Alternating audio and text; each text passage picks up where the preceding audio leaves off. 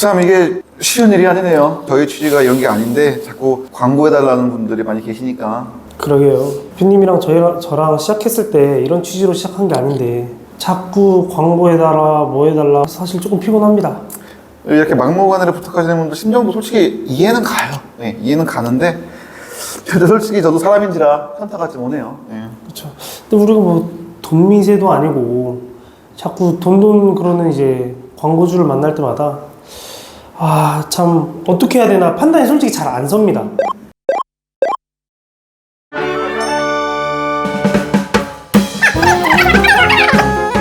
아 그거를 아 그래서 그 비결이구나. 아 진짜 그만 좀 하세요 진짜.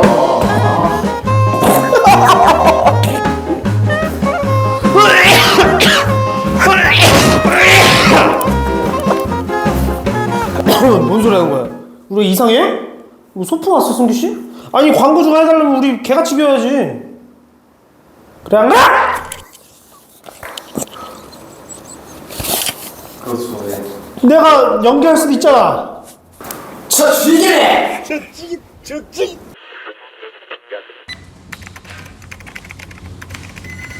그래서 오늘 인터뷰할 곳은 어딘가요, 승규 씨? 아 오늘은 디엔소 디자인이라고 해서 이제 인테리어 회사입니다. 아 오늘도 또 새로운 업종의 수상공인을 만나 뵙겠네요. 네. 이동하시죠. 가시죠. 가시죠. 진짜 밑도 끝도 없죠.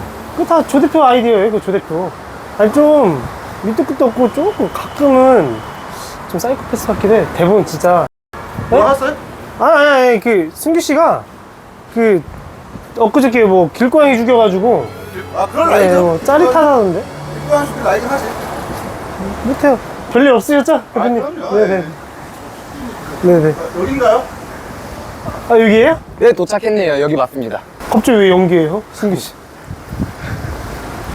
사장님 안녕하세요. 안녕하세요. 사양 라디오에서 나왔습니다. 네. 어서오세요. 네. 바쁘신데 시간 내주셔서 감사합니다. 네. 사양 라디오입니다.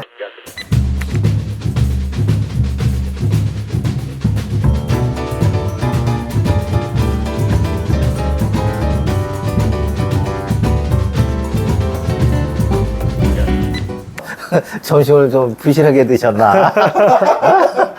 아, 근데 스타일이 워낙 좋으셔가지고. 지금 이 편안한 분위기 갈게요. 네. 디엔소 인테리어 인터뷰 테이크 1, 3, 2, 1, 슛. 안녕하세요, 사장님. 네, 반갑습니다. 네, 바쁘신데 시간 내주셔서 감사합니다. 네, 찾아주셔서 감사합니다. 아, 저도 영광입니다. 네. 지금부터 인터뷰를 진행할 건데, 네. 뭐, 답하시기 어렵거나 난처하시면 안 하셔도 됩니다. 편하게 네. 해주시고요. 그럼 지금부터 인터뷰 시작해볼까요? 네, 네. 좋습니다. 네. 먼저 업장 소개 먼저 해주시겠어요? 저희 그 디엔소 디자인이라는 이제 인테리어 디자인을 하는 회사이고요. 제가 이 업력은 한 30년 정도 됐어요. 네, 그리고 30년? 제가 전공은 이제 이 가구 디자인 전공이었었기 때문에 자연스럽게 인테리어와 같이 연결돼서 인테리어를 하게 됐고요. 이 자리에서는 지금 제가 15년째 지금 현재 하고 있는 상태고, 저희 이제 매장에나 여기 오시면은 고객님들이 항상 입이 귀에 걸리는 그런 결과물을 얻고 가시는 그런 디자인 회사입니다. 주로 이제 주거 공간, 주거 공간은 주로 이제 아파트가 많겠죠. 네. 주거 공간.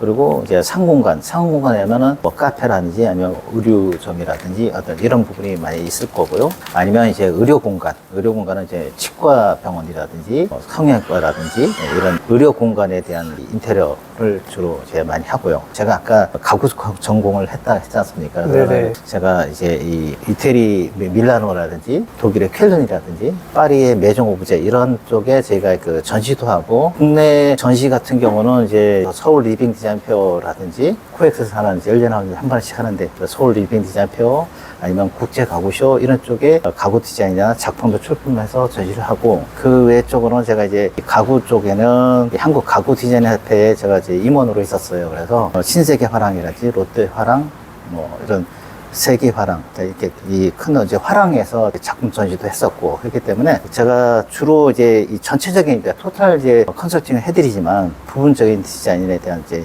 가구라든지 아니면 이런 부분에도 제가 상담도 해드리고 디자인도 해드리고 그런 부분입니다. 그럼 이 일을 하시기 전에는 어떤 일을 하셨어요? 저는 처음부터 이런 일을 했습니다. 그 성이 그래서- 돼서부터? 예, 그래서 네. 제가 업력이 제가 30년 정도가 됐다는 이유가 네. 그러니까 제가 이제 학교 졸업하고 나서부터 제가 직장 생활을 제가 안 해봤었어요. 아, 네. 처음서부터 저는 이제 가구에 대한 거 그리고 인테리어에 대한 부분을 해왔었고 지금 이렇게 제가 이렇게 디엔소 디자인이라는 브랜드로 해서 제가 하기 전에는 실상은 이제 예를 들어서 큰 대형 병원들 아니면 큰 백화점 아니면 메이저급의 병원들 이런 쪽에 인테리어 하는 거를 했었는데 지금은 이제 제가 조금 나이도 좀 먹고 그리고 이제는 크게 막 이렇게 하는 것보다는 내가 만족할 수 있는 거 그리고 내가 정말로 만족을 줄 수 있는 고객들을 찾아서 하기 위해서 이렇게 제가 이렇게 뭐 좀 소규모로 했지만은 15년 정도는 이제 이렇게 하고 있고 그래서 저는 다른 일은 해본 적이 없어요. 이 길만 오로지 한 길만 계속 30여 년을 걸어왔습니다. 지금은 장인이시네요. 전문가시네요. 네, 인테리어 업을 쭉 하신 건데 네. 인테리어 업을 선택하게 되신 계기가 있을까요? 저는 저희 집안 자체가 이렇게 미술 예술 쪽은 아니었어요. 네. 아버님이나 저희 뭐 작은 아버님이든 위에 형님들이든 뭐 다 행시 보시고 사시 보시는 이런 아. 분들이셨어요. 그래가지고 특히 아버님이 이제 이 검사 하시다가 이제 변호사를 하셨는데 제가 이제 한 중학교 들어가기 이전서부터 굉장히 이제 하드하게 트레이닝을 받았어요. 아버님한테.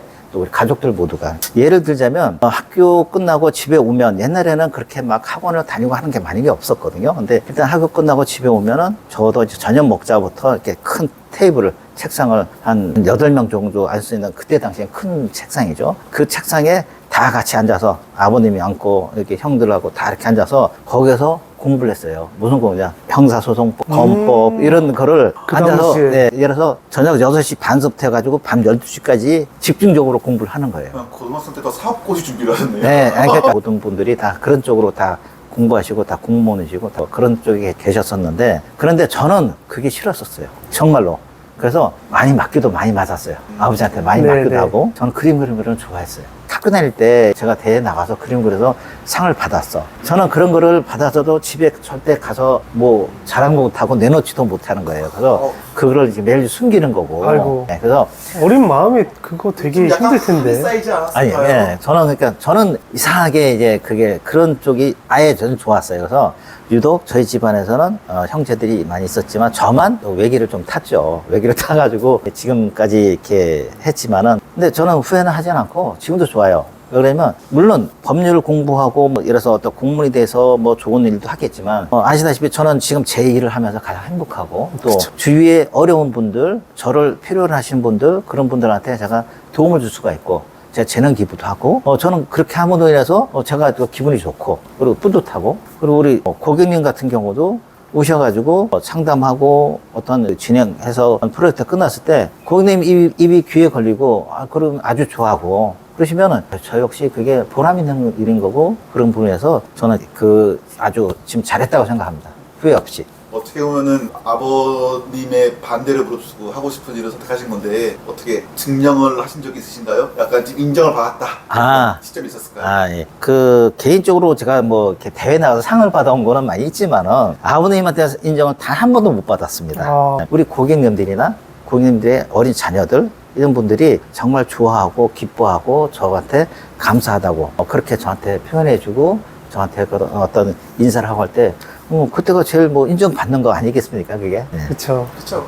되게 유복한 환경에서 당시에 자라셨을 것 같아요. 그게 저는 풍요 속의 빈곤이라고 생각해요. 지금 네. 어렸을 때부터 쭉 성장 과정이나 친구들이나 뭐 동료들이나 이렇게 보면 너희 집 잘 살고 너희 집 뭐 저거 하고 하지만 저는 항상 풍요 속에 빈곤이 있었어요. 중학교 때부터 제가 신문 배달을 했었어요.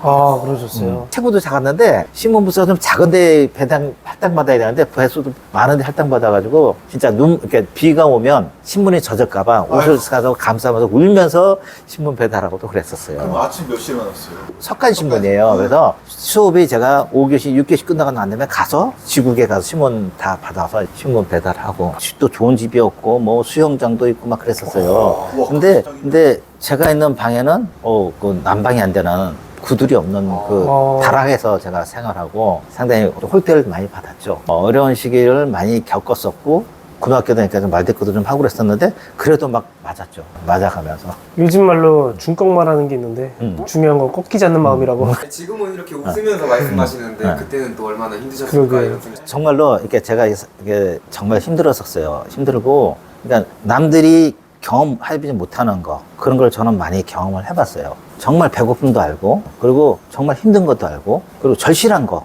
그런 걸 저는 아주 어렸을 때부터 그거를 이상하게 저도 지금도 이해가 안 가요. 저희 아버님은 오래전에 돌아가셨는데 내가 왜 이렇게 힘들게 살았을까? 아버지가 이렇게 나를 힘들게 했을까? 힘들게 키웠을까? 집안도 뭐 그렇고 다 좋았는데 왜 나를 이렇게 힘들게 키웠을까? 근데 그게 어떻게 보면 옛날에는 이런 게 있죠. 환쟁이는 안 된다. 그래서 좀 제가 어려움을 받은 것 같아요. 제가 남자 중에 막내예요. 네네. 밑에 여동생이 하나 있고 네. 그 위로는 이제 형이 3분이 계시는데 내가 벌어서 학교 다니고 좀 어려운 시기를 많이 겪었죠. 근데 대학을 이제 진학한 이후로부터는 조금 성인이고 인정받으시진 아니, 않으셨어요? 그러니까 제 아버님께서 돌아가신 게 제 나이가 25살 때 아. 그때 돌아가셨어요. 그래서 그때 사고로 돌아가셔가지고 네네. 눈물은 엄청 나더라고요. 진짜 펑펑 울었어요. 제가 어릴 때는 진짜 고문도 당했었어. 그러니까 아버님이 검사 출신이었어가지고 그래서 뭐 이렇게 신문하는 거 옛날에 보면 당시에? 공문한 네. 이런 것들 있잖아요. 그런 거를 진짜 실제 제가 당했었어. 이렇게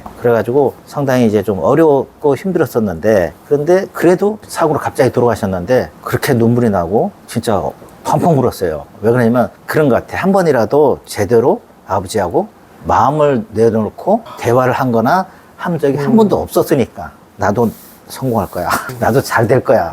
두고 보자. 이런 게 있었거든. 그러니까 나도 잘 될 거야. 그런 거를 갖고 한번 또 보세요. 한번. 그런 마음으로 자 이제 막 하려고 하는데 근데 그냥 갑자기 돌아가시다 보니까 그냥 진짜 굉장히 진짜 많이 슬펐어요. 그럼 좀 분위기를 한번 바꿔보겠습니다. 네, 좋은 분위기로 좀 바꿔보세요. 네. 워낙 잘 되는 건 잘 알고 있고 네. 코로나 때 네. 인테리어업이 굉장히 어려웠다고 저는 익히 들었거든요. 네네네. 코로나 때는 어떠셨고 지금은 또 어떠신지 궁금합니다. 네, 매스미디어에서는 항상 방송에 나와서 얘기하기는 코로나를 위해서 사람들이 외출을 안 하고 재택근무나 집에서 있는 생활을 많이 하다 보니까 거꾸로 해서 큰 메이저들 매출이 많이 상승했어요. 소상공인들 입장에서 봤을 때는 상당히 진짜 그야말로 아주 피눈물 나는 그 기간이었지만 저 같은 경우는 지금까지 큰 기복은 없어요. 그러니까 그 이전에도 그렇고 지금도 그렇고 큰 기복 없이 항상 꾸준하게 일률적으로 일을 하고 있어요. 일단 이게 좀 어렵다 해가지고 좀 이 경기가 좀 어렵다 해가지고 손님이 없고 고객님 없어서 만약에 일이 없을 때는 저는 또 좋아요. 왜 일이 없어서 좋냐면 제가 봉사하는 단체에 가서 열심히 또 봉사를 할 수 있기 때문에. 따로 봉사도 하세요? 그럼요. 예. 저는 봉사하는 어떤 큰 즐거움이 있고요. 봉사하는 큰 기쁨이 있어요. 어떤 봉사 단체이며 어떤 봉사를 하시는지 혹시 아실 수 있을까요? 한국중앙자원봉사센터가 있고 그 밑으로 이제 인천종합자원봉사센터, 그다음에 미추홀구 종합자원봉사센터가 있는데 그 센터에서 제가 이제 주로 하는 일은 독거노인들 아니면 장애인 가정 아니면 조성 가정, 차상위 계층 정말 힘든 그런 가정의 주거 환경 개선, 집을 수리를 다 해드려요. 제가 자비를 들여서 이렇게 해서 수리를 해드리거든요. 무상이죠. 이렇게 제 돈 들여서 이렇게. 무상의 더 위죠. 돈을 떠나서 사실 할 수 있는 게 아니잖아요. 그럼요. 절대 못하는 거죠. 근데 저는 배운 게 많아요. 정말로. 그러니까 저희 직원이나 아니면 우리 작업자들이 아니면 우리 또 자원봉사자들 같이 대동해서 가면 과연 이런 데가 진짜 있나 싶을 정도로 정말 열악한데. 그러니까 가슴이 먹먹해져 가면. 예를 들어서 바닥이 주방의 바닥이 흙바닥이에요. 그냥 흙바닥 문이 빠지고 이렇게 기울어지고 막 그런 거죠. 방에 들어가면 정말 창문도 없고 와 진짜 그렇게 사시는 분들이 정말 많으셔요. 근데 그걸 이제 연세 드신 분이 몸도 불편하신데 거기서 내려와서 앉아서 거기서 밥도 만들어서 서서 그래서 식사도 하시고 그리고 화장실이 공동 화장실에 가면 완전 이렇게 재래식 화장실이 그런 화장실이고 그런 데를 가서 보면 진짜 가슴도 먹먹해지고 그래서 그걸 제가 할 수 있는 범위 내에 최대한 최선을 다해서 해드리는데 우리 작업자나 자원봉사자한테 그런 얘기해요. 오늘 어땠어? 내가 물어봐요. 말을 못해요. 할 말을 잃죠. 네, 힘들다, 이게 힘들다, 이게 아니라, 그러니까 스스로 본인이 다 느끼는 거예요. 제가 느끼는 거는 똑같이 느끼는 거야, 그렇게. 그래서 정말 그렇게 해서 뒤돌아서서 나올 때는 그 대상자분이 할머니든 할아버지든 장애우든 간에 제 손을 꼭 잡고, 그러니까 너무 눈물이 걸성걸성하면서 하시는 말씀이세요. 자기 평생에 이렇게 대우받아 본 적이 없고 자기 평생에 이렇게 진짜 기분 좋은 적이 없다고 너무 감사하다고 그러죠. 그러면 저는 그거를 가슴에 안고 오는 동안에 오면 적어도 한 몇 달 동안은 내 가슴이 따뜻하고 기분이 좋은 거야. 그게 있고 그다음에 또 다른 이제 봉사로 보면 또 이건 좀 차원이 좀 다른 건데 법무부에 있는 법무보호위원이에요. 제가 출소하신 분들 있죠. 네. 죄를 짓고 이제 형을 살았어. 네. 형기를 마치고 나와서. 근데 그분들이 딱 나오면 당장 어디 갈 데가 없거나 그리고 생활에 기반이 없어요. 그러다면 어떻게 되겠어요? 다시 재범을 하게 되는 거 할 수밖에 없어요. 네. 먹고 살아야 되다 보니까 본인이. 그래서 그 재범을 하지 않게끔 재범 방지 전문 기관이에요. 각기 이제 하는 일들은 주거 지원 해주는 데가 있고, 그다음에 사회교육, 취업 알선, 그리고 그 이제 여성위원회가 이제 필요한 여성의 손길이 필요한 거, 그다음에 대학생위원회가 있어가지고 아예 자녀들 공부를 해주는 거, 이 또 직업 능력을 개선시켜주는, 그러니까 쉽게 해서 용적 지수를 가르쳐서 취업을 시켜준다든지 그런 거를 하고 있어요. 그리고 그 외적으로 제가 똑같이 출소하신 분들에 대한 주거 공간을 개선 공간해드려요. 거기도 마찬가지로 이제 인테리어를 제가 제 돈 들여서 공사를 이렇게 해줘서 좀 더 좋은 환경에 좀 더 이렇게 다시 이제 이 재범하지 않게끔 계속 관심을 가져주고, 자녀 같은 경우는 제가 대학 갈 때까지 제가 좀 조금씩 이제 지원을 좀 해주고 있고, 그래서 지금은 통상 제가 이제 하는 범위에서는 후원 기업이에요. 그러니까 법무보호복지공단에 지금 이게 제 57호 후원 기업입니다. 지금 말씀하시면서 뒤에 후광이 이렇게 하는 것 같은데 이거는 조사를 못하고 왔는데 너무 홀리해지는데요? 그게 왜 필요하냐면요. 그분들이 어차피 사회적 비용이 많이 발생하게 돼요. 그쵸. 근데 저는 음지에서 일하는 사람이에요, 정말로. 그러니까 남들은 다른 어떤 이런 봉사단체나 이런 데는 그냥 막 사람들이 알아주고 상도 많이 주고 조금만 해도 막 상을 주는데, 여기는 상도 받기 어렵고, 저도 한 15년 동안 봉사를 해야 되고, 마일리지가 우리 마일리지가라는 게 있어요. 마일리지가 얼마가 돼야 되고, 3억 이상 기부를 해야 되고, 그래야지 이렇게 상을 제대로 상을 받아요. 그거를 한 가지만 충족시키는 게 아니라 15년 이상 수공기간이 이런 여러 가지 그것들이 다 충족돼야지만이 대통령상 하나 받는 거야. 그러니까 다른 단체에서 받는 것보다는 상당히 이제 아주 뜻깊은 이제 그런 거고. 쉽지가 않은 일인데 그걸 실천하신다는 게 제가 보기에는 노블레스 오블레드제를 실천하시는 분이 아닌가 싶어요. 아이, 그 정도는 아니고, 저는 그 정도 가진 사람이 아니라서. 이런 분이 정치를 하셔야 돼요. 그쵸, 그쵸. 근데 대표님 정말 멋있는 일을 많이 하고 계신데, 정말 저도 존경스럽거든요. 근데 집에서는 또 걱정 안 하세요? 그 부분이 문제입니다. 마지막 가족여행이 언제세요? 네? 마지막 가족여행이 언제세요?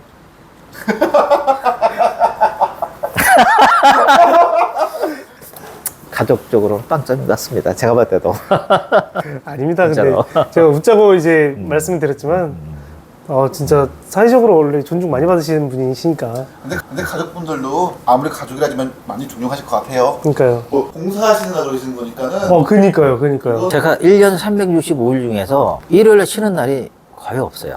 그러니까 저한테 휴일이 없어. 그러니까 직원들은 휴가를 가고 뭘 하더라도 제가 쉬는 날이 없는 것 같아. 그러니까 쉽게 해서 일요일도 제가 나와서 뭔가를 하고 아니면 봉사 현장을 가야 되고 그런 부분인 것 같아요. 그래서 제가 실은 개인적으로 제가 큰 수술을 했었어요. 아, 그러세요? 제가 5년 전에 신촌 세브란스 병원에서 이제 그 암 수술을 했었어요. 아이고. 네, 그래가지고 상당히, 그러니까 제가 봉사를 더 막 열심히 하고 더 적극적으로 하는 계기도 그 이후예요. 그 전에도 제가 이제 이렇게 주거 개선 환경 봉사는 계속 해왔었지만, 본격적으로 제가 이제 많이 하고 직접적으로 한 계기가, 내가 갑자기 건강검진 받았는데 다시 한번 정밀검사 해보래요. 그래서 했는데 암이래.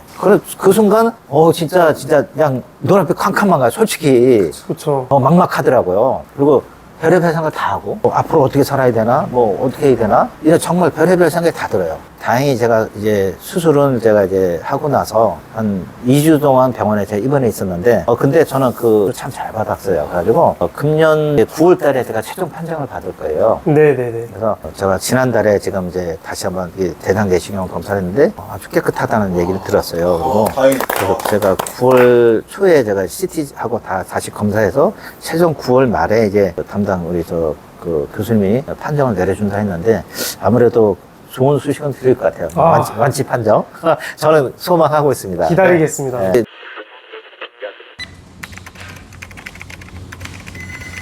요즘 순고랑 아. 오늘의 집 같은 경우 아, 예, 예. 플랫폼들이 많이 진출하면서 기존 오프라인 인테리어 사장님들이 어떤 타격이 있지 않았을까라는 생각이 듭니다. 어떻게 바라보시는지 궁금합니다. 그러니까 인테리어 디자인하는 디자이너로서요 상당히 좀 문제는 많죠. 뭐 1대1로 매칭 시켜주는 게 아니라 그래서 한 4-5군데를 같이 하는 클라이언트 고객한테 소개를 해주는 거죠. 그럼 거기서 견적 싸움밖에 안 되는 거예요. 여기서 문제가 생기는 거예요. 그러니까 이 업체에서는 쉽게 얘기해서 플랫폼 회사에다가 돈 벌어주는 역할을 밖에 안 하는 거예요. 플랫폼 회사에서는 자기네 그걸만 불리는 거지 계속해서 도태되면 못 견디면 또 새로운 사람 또 업체 또 더 충원시켜가지고 또 모집하고 해서 진행하는 거예요. 이 플랫폼 회사는 자꾸 전문가도 아니면서 쉽게 해서 인테리어를 전혀 모르는 사람들이야. 오로지 플랫폼만 만들어 놓고 그리고서 앉아서 따박 돈을 받아먹는 사람들이에요. 그리고 아무런 책임도 안 져. 저같이 이렇게 어느 정도 경쟁력을 갖고 있는 데는 저는 그 관계가 없지만 그렇지 않은 데는 요즘 뭐 금년 들어가지고 한 번도 일 못 해봤다는 사람도 있고 그런 사람들도 많아요. 그러니까 이런 동네 인테리어는 제가 어떤 업자를 만났는데 한 번도 공사를 못 해봤대요. 그러니까 상당히 어려운 거죠, 그렇죠? 근데 그런 거를 다 뺏어 먹는 게 플랫폼하고 그 다음에 두 번째는 다음 해가 그 대형 회사들이에요. 그러니까 큰 메이저급에서 다 또 이렇게 잠식해가고 이런 플랫폼 회사라든지 메이저 있는 이런 쪽에서 다 빼고 가면 나머지 부분들이 상당히 어려워지는 거죠. 최근에 가장 행복했던 적이 언제세요? 최근에 가장 행복했던 거는 5월 말경섭해서 지금 현재가 좀 상당히 좀 많이 좀 행복하고 있어요. 어떤 이유가 있을까요? 아까 제가 한번 말씀드렸는데 우리 그 법무부 제가 공사를 했는데 부평구에 있는 대상자분이셨는데 그 대상자분에는 이제 출소하신 분. 네, 네. 자녀가 이제 초등학교 4학년 이제 자녀가 있는데 두 분이 같이 생활하시는 거예요. 그러니까 엄마가 없이. 근데 그 자녀가 2살 때 심장 수술을 했었어요. 그래가지고 상당히 왜소하고 성장이 좀 덜 됐고 상당히 왜소한 아이인데 그 집을 제가 공부방을 제가 이제 꾸며줬었어요. 근데 처음에 가서 봤을 때는 공부방이 아니라 완전 창고야 그냥. 완전 그냥 그 짐으로만 쌓여있고 아이가 공부 뭐 할 수 있는 그건 안 되고 그 틈 사이에서 이제 잠을 자는 이러는 거예요. 그래서 제가 처음에는 원래는 공방에 한다고 책상하고 이런 것만 하기로 했었는데 이건 정말로 근본적으로 아이를 위해서 해줘야겠다 해서 전체를 다 뜯어내고 다 철거하고 내부 전체를 다 뭐 몰딩이든 뭐 방문이든 샤시에 뭐 필름이든 뭐 도배 뭐 조명 바닥 가구까지 제가 디자인 다 해가지고 일체를 해서 작업을 봉사를 했어요. 근데 이 아이가 아빠가 그런 거로 해서 형기를 마친 걸 알아요. 그래서 이 공사하고 난 다음에 상당히 아이가 좋아하고 띠띠 기뻐하고 너무 좋다면서 그냥 방안을 막 뛰어다니면서 나 열심히 공부할 거야 했거든요. 근데 제가 6월 달에 이 톡이 왔어요. 그 대상자분 아빠가 저한테 톡을 보내온 게 뭐냐면 성적표를 보내왔어. 성적표를 보내왔는데 국어가 100점이고 사회 뭐 수학 과학 이렇게 있으면 나머지는 뭐 95점 뭐 92점 뭐 93점 이렇게 해가지고 그 성표가 온 거예요. 열심히 했다고. 제가 그래서 너무 기쁜 거라서 제가 또 이제 가서 아이 방문해서 이제 같이 식사를 제가 밥을 사주려고 갔어. 응원도 해주려고. 그러면서 이제 저랑 차를 타고 왔다 갔다 하는 도중에 어떤 얘기 하냐면 너무 아이 같지가 않은 거야. 너무 성숙해 있는 거야. 너무 빨리 커버린 거죠? 네, 빨리 커. 그게 저는 가슴 아팠지만 그래도 걔가 나는 어떻게 할 거예요? 앞으로 뭐가 할 거예요? 공부는 어떻게 할 거예요? 물어보지 않았는데도 저는 9시 되면 무조건 잠을 자요. 왜? 그래 다음날 제가 학교 가서 공부도 하고 열심히 할 수 있기 때문에 핸드폰이든 게임 같은 전 9시 이후는 안 한다고 막 이렇게 얘기를 해. 너무 이쁘고 기특한 거야. 그런데 이번 7월 20 며칠 날에 다시 또 성적표가 왔어요. 왔는데 이번에는 100점 98점이야.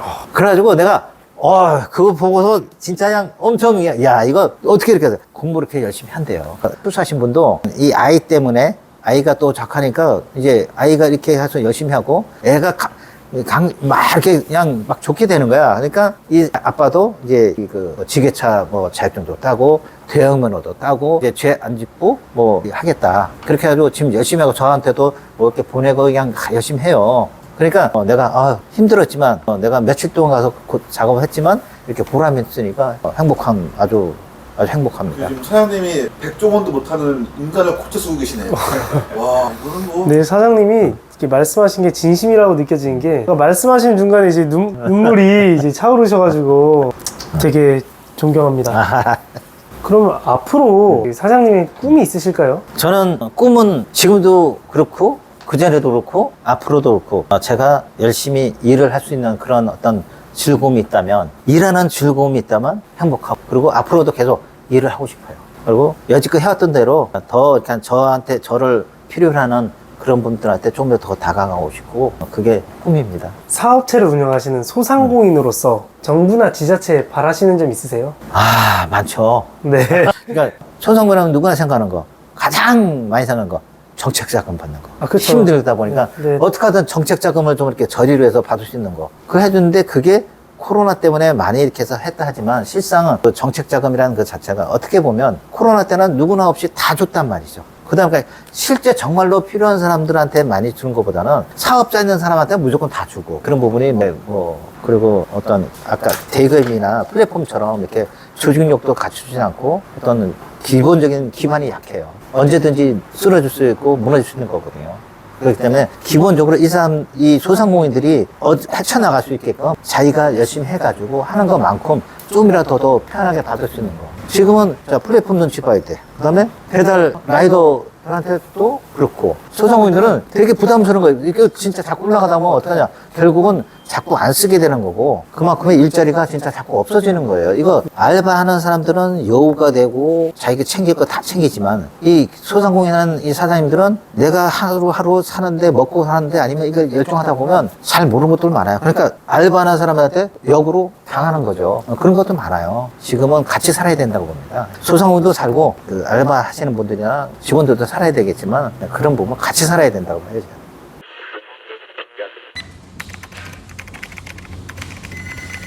그러면 디엔소 디자인의 장점이나 강점, 뭐 차별점 이런 게 있으면 좀 설명 좀 해주시죠. 우리 아파트 같은 경우는 주거공 같은 게 확장하는 경우가 많습니다. 발코니 네. 확장하는 거.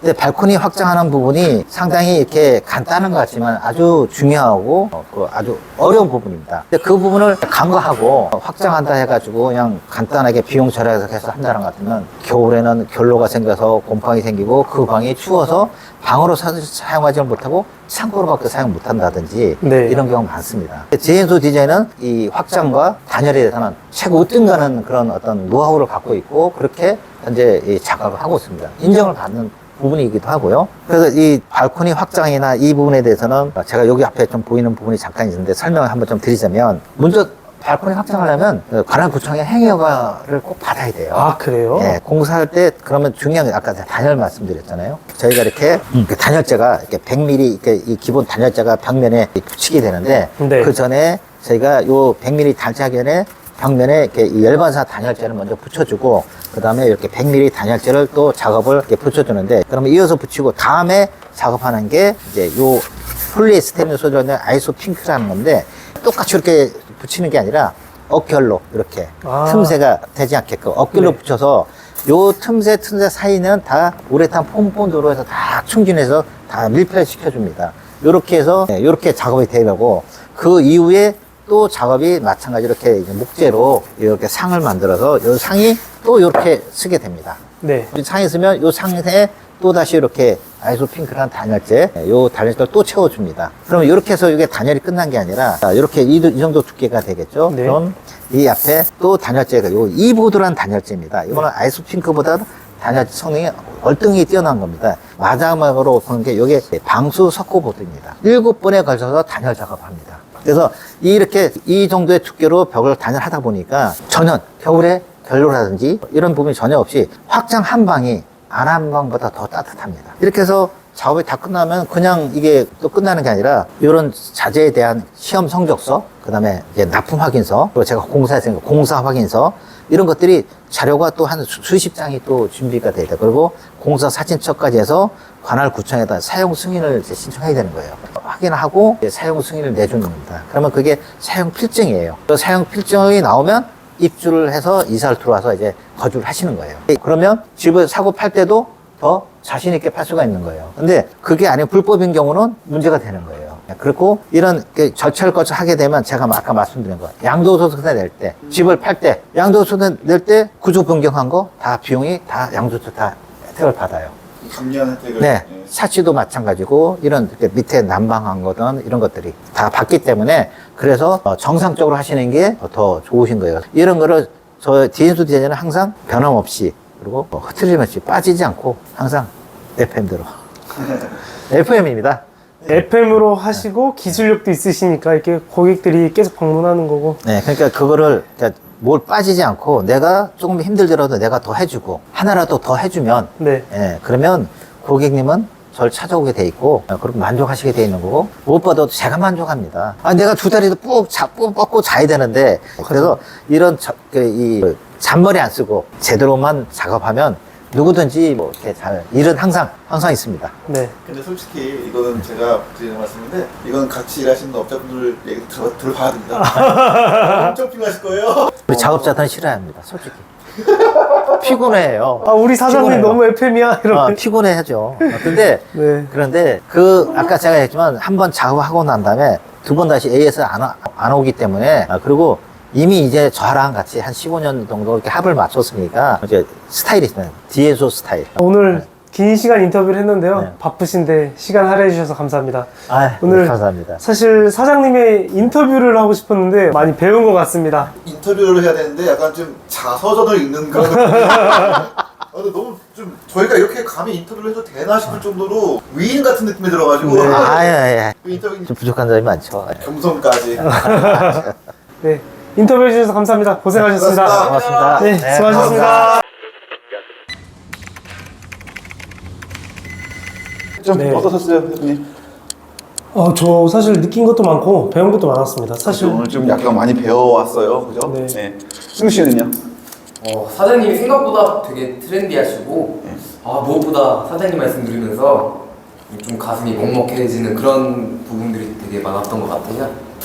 이게 솔직히 말씀드리면 그 사장님께서도 말씀하셨지만 오늘의 집 뭐 순고 이런 대형 플랫폼들이 소상공인들을 매칭을 하고 그 안에 수수료를 떼가는 건데 어떻게 보면 이 업계를 흔들어 놓고 망치고 있는 모습을 또 바뀐 것 같습니다. 그래서 공격적으로 순고나 이런 오늘의 집 같은 플랫폼이 광고를 하면서 사용자들이 굉장히 많이 생겨나고 있긴 하잖아요. 그죠? 이로 인해 뭐 기존에 해당 업종에 종사하시던 사장님들이 굉장히 많은 피해를 보고 있고 어떻게 보면 업계가 조금 망가질 수도 있는 거고 맞아요. 특히 50, 60대 사장님들은 가만히 눈 뜨고 밥그릇을 빼앗기는 거구나 라는 것도 좀 사실 느꼈습니다. 맞아요. 그 당근마켓도 원래는 그 중고거래나 아니면 무슨 뭐 나눔 같은 게 원래 주 목적이었는데 요즘에 보면 뭐 구인구직도 하고 또 거의 모든 업종에 관해서 광고를 허용을 하더라고요. 그러니까는 그런 시스템이 좋다고만 생각하면 안 되는 게 기존에 있던 소상공인들의 시스템은 무너뜨려요, 사실. 근데 또 이게 다른 측면을 보면 소비자 입장에서 보면은 되게 긍정적일 수밖에 없는 게 싼 업체를 찾을 수 있고 또 업체 간끼리는 출혈 경쟁이 될 수 있지만은 소비자 입장에서는 싸고 좋은 업체를 살 수 있는 기회가 되지 않을까라는 생각을 하고 있어요. 그렇죠. 쉽게 비교할 수가 있으니까. 근데 플랫폼이 꼭 나쁘다는 것도 아니고 저도 창업을 하는 입장에서 플랫폼 창업 저는 지지하는데 네. 한편으로 그냥 반대 효과가 날 수가 있다. 그 반대 효과가 뭐냐면은 기존의 50대, 60대 소상공인 사장님들은 그 플랫폼을 이용하지 못하고 어떻게 보면 그 산업 시장에 대해서 도태될 수 있다. 맞아요. 이런 거를 꼭 무조건 스타트업이라고 플랫폼이라고 지원할 게 아니라 이런 것까지는 조금 체크할 필요는 있다. 승규 씨는 어떻게 생각하세요? 사실 이게 조금은 애매한 것 같은데 대표님들께서 말씀하신 대로 이제 장단점은 극명하게 나뉘는데 사실 이게 뭐 막는다고 막아지나요? 사실 뭐 그쵸. 산업이 발전하면 뭐 우리들도 자연스럽게 따라가게 되고 또 뭐 양육강식이라는 게 사실 사람들한테도 존재하잖아요. 아니 그러면 컴퓨터나 스마트폰을 다루지 못하는 소상공인 분들은 뭐 목에 물리든 뭐 배에 물려가 창자가 질질 끌리든 그냥 뭐 시장이 도태되면 그냥 뭐 나가 죽어라 뭐 이 얘기예요? 아니 그게 아니라 저는 좀 비유적인 표현을 한 거잖아요. 아니 뭐 비율을 그렇게 하면은 뭐 소상공인 전체 85%가 되는 4060 소상공인들 다 나가라는 거 아니에요? 아니 저는 뭐 그렇게까지 얘기한 적은 없는데요. 아니 그럼 그런 일을 누가 했대? 뭐 내가 했나? 네. 아무튼 저희 젊은층이 좀 약간 지금 이제 나이 드신 소상공인분들 도와줄 수 있는 거잖아요. 네, 그럼요. 사실 뭐 부모님 세대들의 이제 노력이 없었으면. 또 서로 돕고 뭐 그렇게 사는 뭐 둥그렇게 할 수 있잖아요, 충분히. 그럼요. 아니 근데 아니 야 승규야 근데 이거 조 대표님이 짜신 거잖아. 허 대표나 조 대표나. 허 대표나 조 대표나? 아무튼 저희 뭐 승생하는 방안이 있었으면 좋겠습니다. 네, 그거는 맞습니다. 네. 뭐 사실- 어떤 방법이 있을까요? 수상공인도 지원하는 게 맞지만 아무튼 이렇게 심하시죠? 아, 네, 알겠습니다. 수고하셨습니다. 저 먼저 가볼게요. 아니 이거 조 대표님 짠 아이디로 하니까 왜 대답이 없어?